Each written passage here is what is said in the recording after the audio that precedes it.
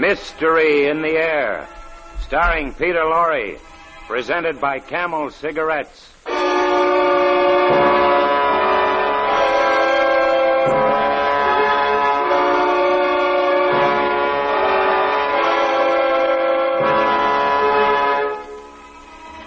Ladies and gentlemen, there are two kinds of stories.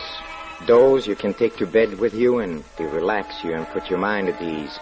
And then there's the other kind. And our story tonight is the other kind. I still do not know whether it was the shadow of the madness to which the author himself so tragically succumbed, or whether there really was an evil something that could not be seen or described. Oh, why don't you decide for yourself? I'm simply going to tell you the facts in a case as set forth by Guy de Maupassant in his immortal story, the Horla.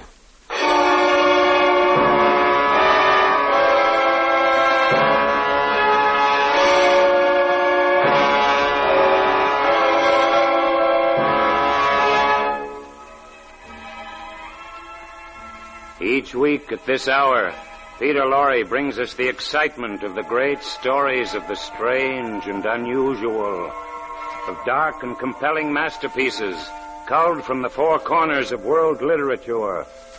Tonight, The Horla by de Maupassant. Mystery in the Air, starring Peter Lorre, brought to you by Camel Cigarettes.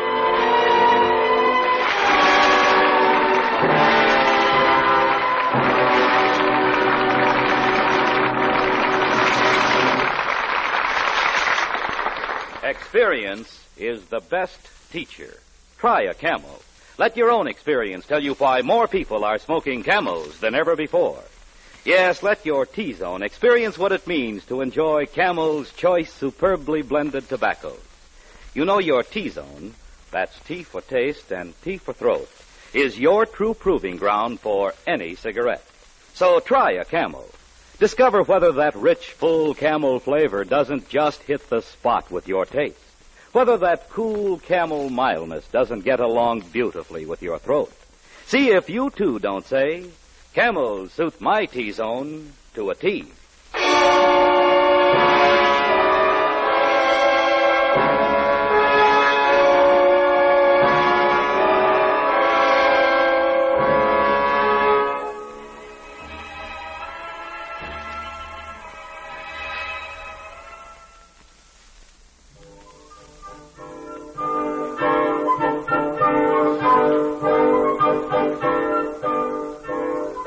May 8, 1889.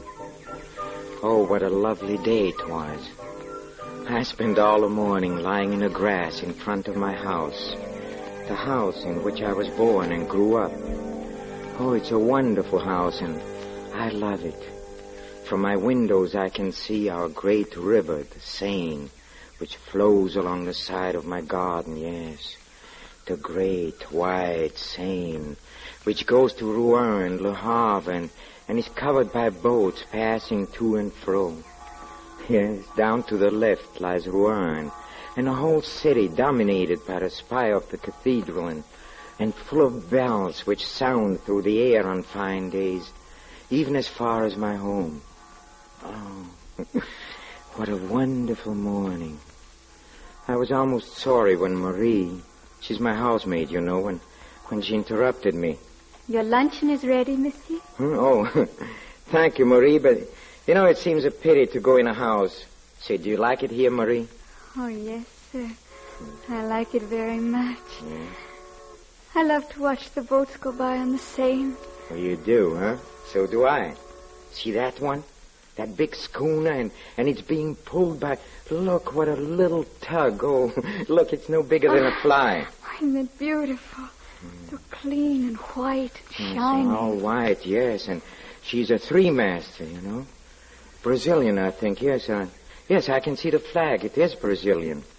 Oh, she's had a long journey from South America to pass my house. You love this place very much, don't you, monsieur? Yes, Marie, I love it. I can feel those deep roots which attach a man to the soil on which his ancestors were born and died, and to the villages, yes, to the atmosphere itself. You don't know what I'm talking about, do you, Marie? No, sir. No. But I do know that if you don't come into the house soon, your luncheon will be cold. All right, Marie, I'll come in.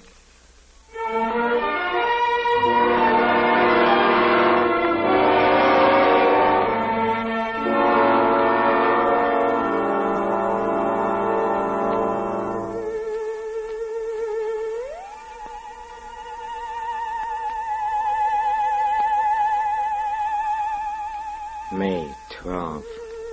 For some reason, I've had a slight feverish attack the last few days, and I feel low-spirited and ill. I have continually a horrible feeling of impending danger, an apprehension of some coming misfortune or of approaching death. I've never experienced anything like this before. If it continues, I think I'll have to see my doctor.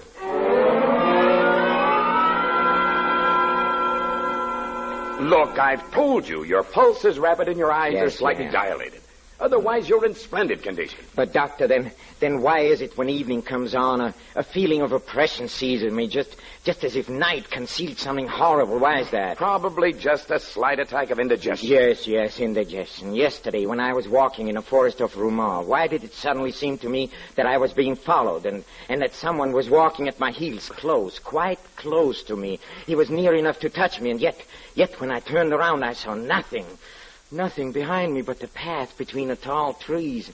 Horribly empty. Can you explain that by indigestion, can you, huh?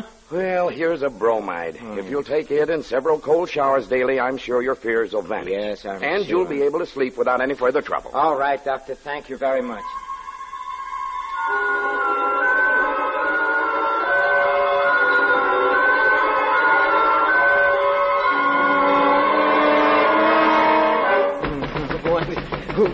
Who is there? It's I, Marie. Oh, just a moment. Yes? Are you all right? What You're is it, screaming Marie? and calling out. I'm sorry, Wake the I must have been servants. here having a nightmare, Marie. Look, Who's if you that? dreamed that someone was looking at you and touching you and taking your neck in his hands and squeezing with all his might in order to strangle you, don't you think you would cry out too, huh? Oh, yes, sir, I'm sure I You should. see, all right. Just tell the other servants I shall try to be more quiet. Yes, sir. Thank you, sir. Good night. Hey, look.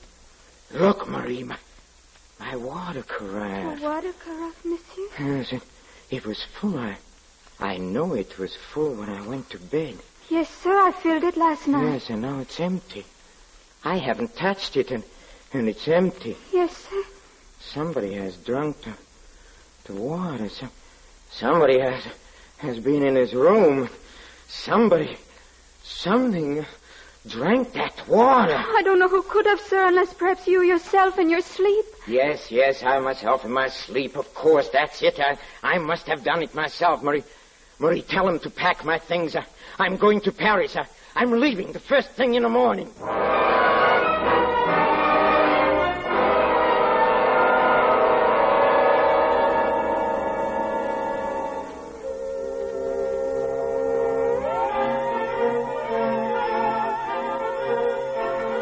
July 12th. Paris.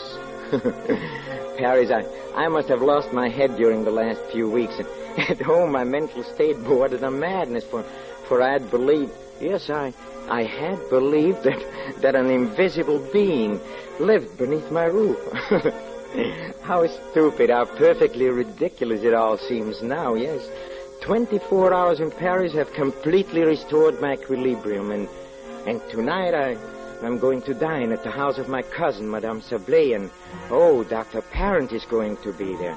He's the famous specialist for nervous disorders, and I shall ask him, and I'm sure he can finally put my mind at rest about this silly hallucination.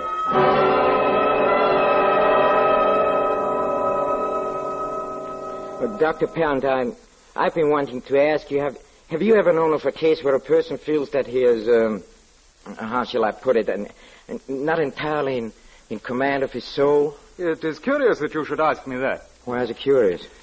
Because now, only now in 1889, Yes. after all these years, we are on the verge of discovering one of the most important secrets of nature. What is that? Ever since man has thought, He has felt himself close to a mystery which has been impenetrable to his gross and imperfect senses. Yes. Whatever are you talking about, Dr. Parent? Apparitions, my dear Madame Sablé. Invisible spirits. Yes. Oh, you doctors. You're always being mysterious. Oh, not at all. For more than a century now, men seem to have had a presentiment of something new. Mesmer and some others have put us on an unexpected track, and we have arrived at really surprising results. Oh, you're just trying to frighten us. Not at all. If you think so, would you like me to try to send you to sleep, madame? It would be a novel experience. If you can do it. And if I can, it will answer your cousin's questions. Yes, it certainly would. Now, madame, if you would just sit in this easy chair. So, now you must let your mind go completely blank and look fixedly into my eyes. Yes, that's right. Now, you are going to sleep. To sleep. You're going to sleep. Sleep. Sleep. You see, her eyes are becoming heavy. Her mouth is twitching. That's incredible. Sleep. You have nothing but Doctor, I don't like this. It frightens me. Sleep. Sleep. Here, now she is asleep. An easy subject, I must say. Now, if you will stand directly behind her chair, I will proceed with the experiment. Now, I hand her an ordinary pasteboard visiting card. So. Now, Madame Sablé, you hold in your hand a looking glass. Yes. I'm holding a looking glass. What do you see in it? I see my cousin standing behind my chair. Doctor. What is he doing? He is twisting his ear. But, Doctor, she cannot see me behind her by looking at a piece of cardboard. No, of course she can't. She sees you through her mind. Or someone's mind. This troubles you, doesn't it? Yes, it troubles me. But it answers your question. No. No, it does not. That's common knowledge, Doctor. It's an axiom that human beings can be dominated by human beings. But what if a human being is dominated by something? By something else, I mean. Something not human. What then, Doctor?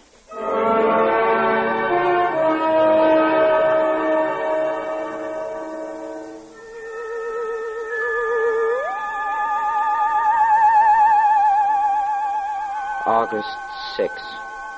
I'm back at home. Yes, now I know it's useless to struggle. Useless. Somebody possesses my soul and dominates it. Somebody orders all my acts, all my thoughts.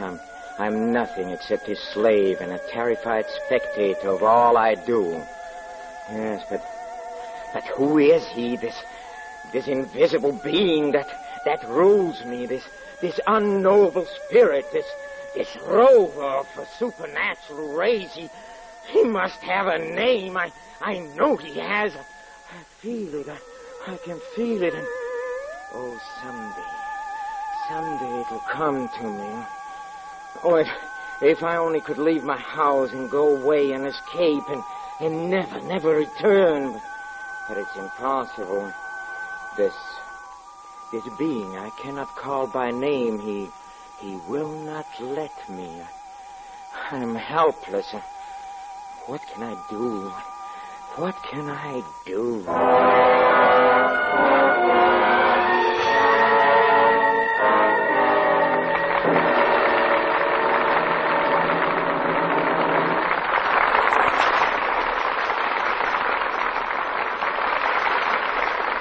In a few moments, Mr. Peter Lorre will bring us the climax of tonight's Mystery in the Air, when camels present Act 2 of the Horla.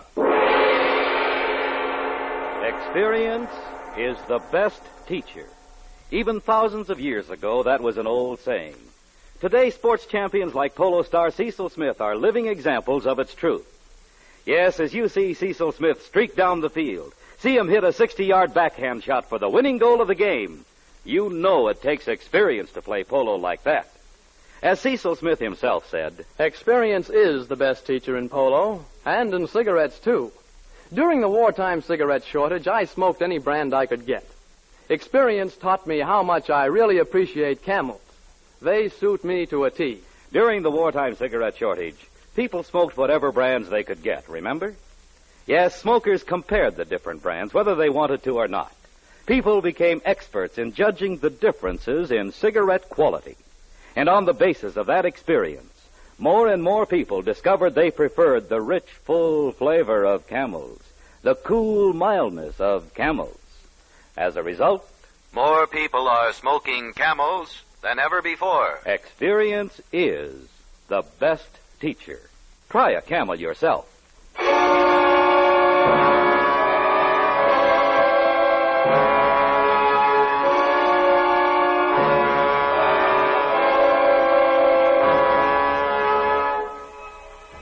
Now back to de Maupassant's terrifying story of a man obsessed by the idea that he is dominated by an invisible being. Fear is ruining his life. The suspicion that he is no longer master of his own actions, even of his own soul, is rapidly becoming a certainty. It's only 2:00, and the whole night is before me. Oh, how still it is. And the stars, how bright they are. Who inhabits those faraway regions, and what do they know that we do not know? Will not one of them someday appear on our earth to conquer it? We are so weak, so defenseless. And what was that? I heard the rustle of paper, yet there's no wind. Absolutely no wind. There. It's that book, yes, the one on the table under the lamp. It's incredible. The page has turned. The page lifted itself up and fell down upon the others as if a finger had turned it over. My armchair appears empty, but no, it isn't. No, he is there. I know he is, sitting in my place. He's reading. I can't stand it any longer. I'll grasp him and... He ran away. He ran away before I could reach him. He ran away and the window closed after him. He's afraid of me. He's afraid of me. What do you call yourself, you evil shade? Whatever it is, someday I'll catch you and crush you. Here, come in here. What? We heard the noise and we wondered. Another nightmare, monsieur. No, it's not a nightmare. I was awake. Tell me, Marie, do you believe in invisible things? Invisible? Yes, invisible beings that dominate you. Well, I read an article about that in the paper today. What did it say? That somewhere in Brazil, I think, people are frightened, leaving their houses, saying they're pursued by invisible beings which feed on their life while they're asleep. Yeah? Like vampires, you know. Marie, that is where he came from. Oh, monsieur. Don't you remember the day we saw that little tug pulling that big Brazilian schooner up the river? Yes. Remember, she looked so white, all white, and he was on board. Yes, he came from there where his race originated, and he saw me, and he saw my white house, and he sprang from the ship. Oh, now I understand. Don't you? Don't you? No, monsieur, I don't. No, you couldn't. It's all right, Marie. Go to bed. There's nothing wrong. Don't worry anymore. Go back to sleep. Go.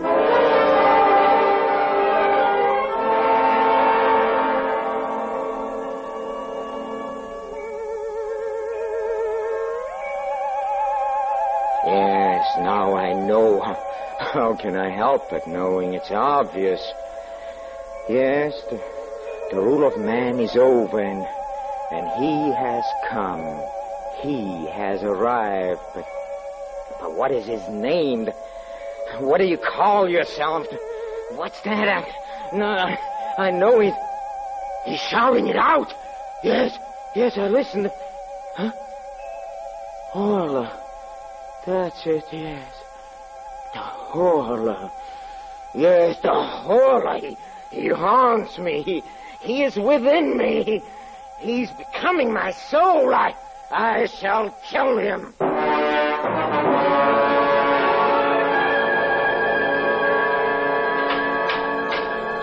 There, monsieur. What? The iron shutters on the windows and door complete. All right. Know why anybody wants half-inch iron shutters in their bedroom is more than I can see.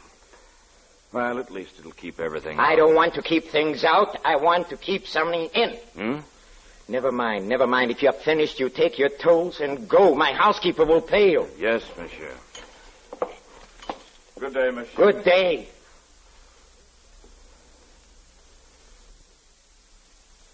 Now I'm ready. Yes, tonight he'll come. But tonight I'm ready for him. I'm ready for him.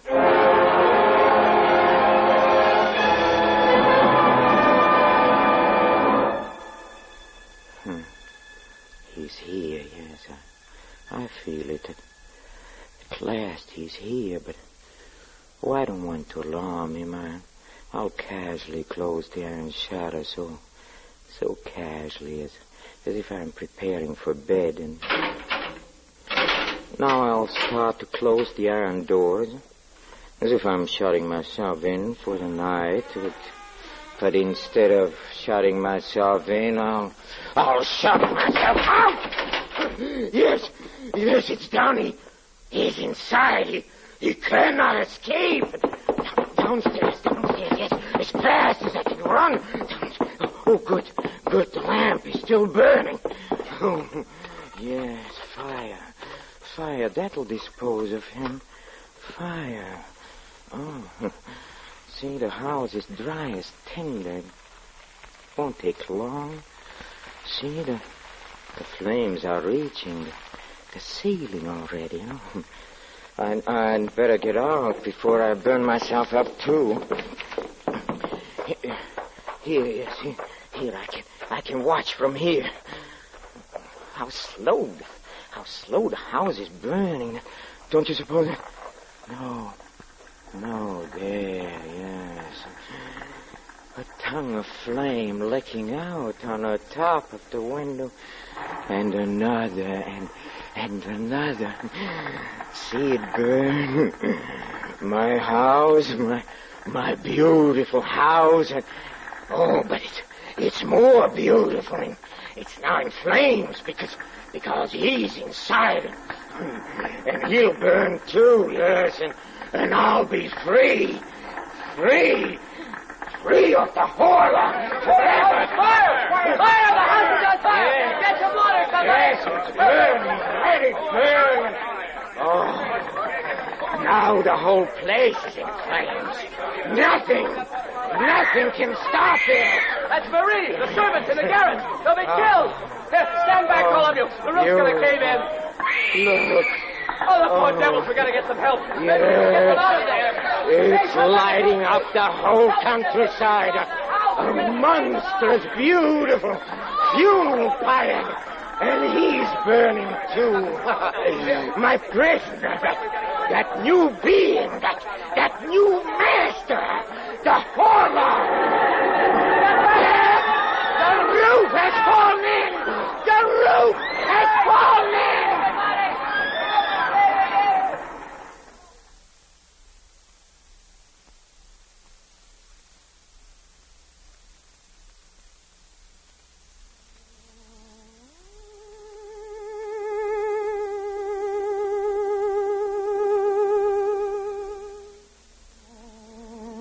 Is over.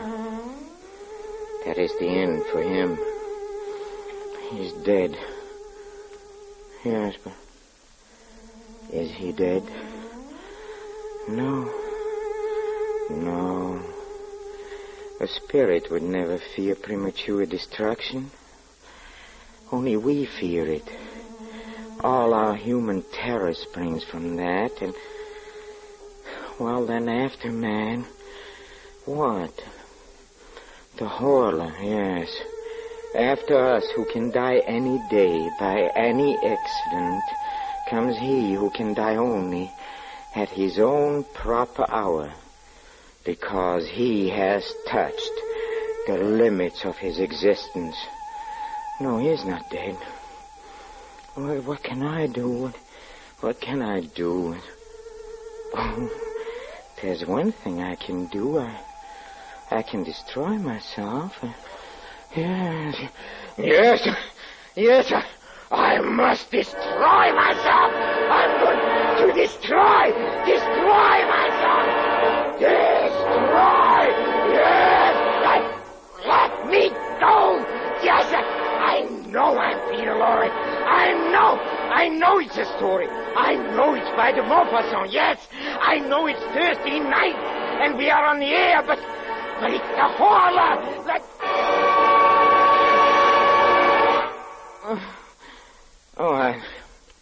I beg your pardon. I'm sorry I got so excited, but I warned you at the beginning. It's a very uncomfortable story.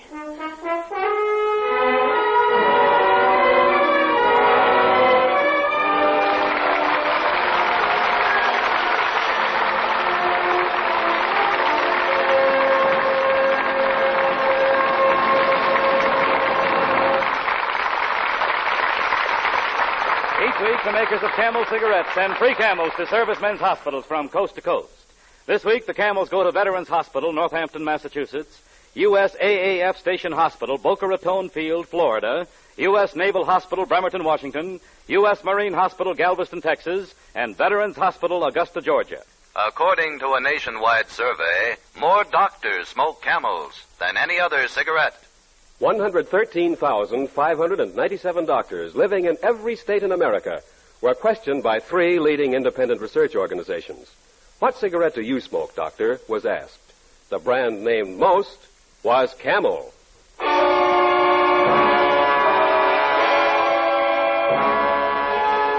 Next week, Mystery in the Air, starring Mr. Peter Lorre, brings you Beyond Good and Evil by Ben Hecht, with a special musical score composed and conducted by Paul Barron.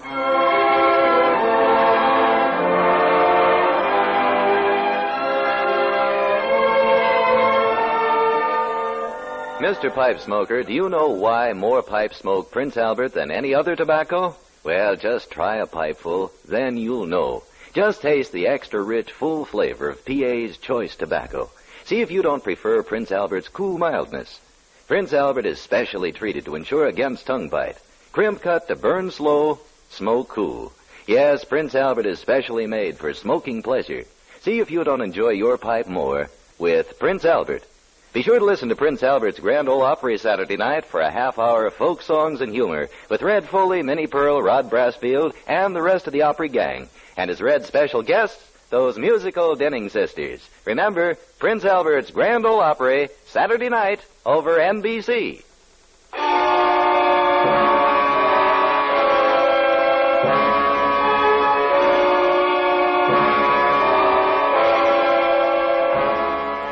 Listen again next week at this same time when the makers of Camel cigarettes present Mr. Peter Lorre in Mystery in the Air. Next week's play will be Beyond Good and Evil by Ben Hecht. The artists supporting Mr. Lorre tonight were Henry Morgan as the voice of mystery, Peggy Weber as Marie, Lorene Tuttle as Madame Sablé, Ken Christie as the Doctor, Ben Wright as Dr. Parent, Howard Culver and Jack Edwards, Jr. This is Michael Roy in Hollywood wishing you a pleasant good night for Camel. This is NBC, the national broadcasting company.